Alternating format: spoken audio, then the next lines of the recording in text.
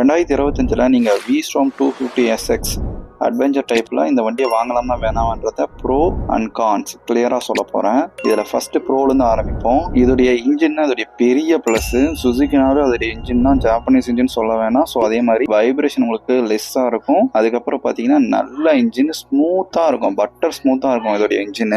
Second பார்த்தீங்கன்னா இதை நீங்கள் லாங் டிரைவ் எடுத்துகிட்டு போகிறீங்கன்னா நீங்கள் 100ல் வச்சிங்கன்னா அழகாக அதில் க்ரூஸ் பண்ணலாம். வைப்ரேஷனே இல்லை 100ல். அதுதான் வந்து எனக்கு ஒரு பெரிய ப்ளஸ்ஸாக இருந்துச்சு. நீங்கள் 100ல் போகிறப்போ அது காமாக போகிற மாதிரி போகுது. 100ல் இது நீங்க கம்ஃபர்டபுளா நீங்க போக முடியும் லாங் டிரைவுக்கு. இதோட டாப் ஸ்பீட் பாத்தீங்கன்னா 145 கிட்ட வந்து ரீச் ஆகுது இந்த ஸ்பீடு. இதோட இன்னொரு பிளஸ் பாத்தீங்கன்னா அதோட லுக் வந்து நல்லா பெரிய பைக் இருக்கிற மாதிரி உங்களுக்கு அந்த ஃபீல் இருக்கும். இது என்னதான் லிக்விட் கூல்ட் இன்ஜின் இல்லைனாலும் ஆயில் கூல்ட் இன்ஜின் கொடுத்துருக்காங்க. இதுவே இதுக்கு போதுமான அளவு தான் இருக்கு. பெரிய ஹீட்டிங் இஷ்யூலாம் எங்கேயுமே உங்களால பார்க்க முடியாது. செகண்ட் ஒரு பெரிய பிளஸ்னா இதோட ரிலையபிலிட்டி தான். ஏன்னா இந்த வண்டி சுசுகி இன்ஜின்லாம் கிட்டத்தட்ட 1,00,000 கிலோமீட்டருக்கு மேல ஓடுற வண்டி நிறையவே பார்க்க முடியும் நம்ம சிட்டில. மைலேஜ் 35 to 45 எதிர்பார்க்கலாம். இந்த மைலேஜ் வந்து நல்ல மைலேஜ் தான். பரவாயில்ல, இவ்வளவு நல்லா இருக்கே வாங்கலாமான்னு கேட்டீங்கன்னா இப்பதான் நெகட்டிவ் ஸ்டார்ட் ஆக போகுது. இதுல லுக் தான் பிளஸ் அப்படின்னா அதுவே ஆப்போசிட்டா இருக்கும். ஏன்னா இதுல 6 ஃபீட் இருக்கிறவங்க தான் கம்ஃபர்டபுளா இருக்கும்.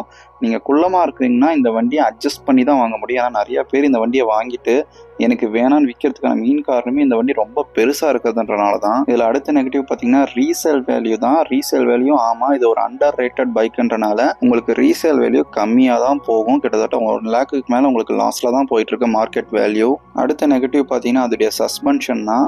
இது யூஎஸ்டி ஃபோக்ஸ் கொடுத்துருந்தாங்கன்னா நல்லா இருந்திருக்கும். ஸோ நெக்ஸ்ட் வழியாக தருவான்னு பார்த்தா ஜஸ்ட் வந்து ப்ளூடூத்து அது மாதிரி அப்டேட் தான் எடுத்துகிட்டு வந்துருக்காங்க. தவிர்த்து மெயினான அப்டேட் எதுவும் ஒன்றும் தந்த மாதிரி தெரியல. இதோடைய சஸ்பென்ஷன் ஹார்டாக தான் இருக்கு. ஹைவேக்கு ஓகே, பட் சிட்டிக்கு கஷ்டமாக தான் இருக்கு. அடுத்த இஷ்யூன்னு பார்த்தீங்கன்னா சர்வீஸ் தான். இது எல்லா இடத்துலையும் பெரிய பிரச்சனையாகவே இருக்குது இந்த சர்வீஸ்.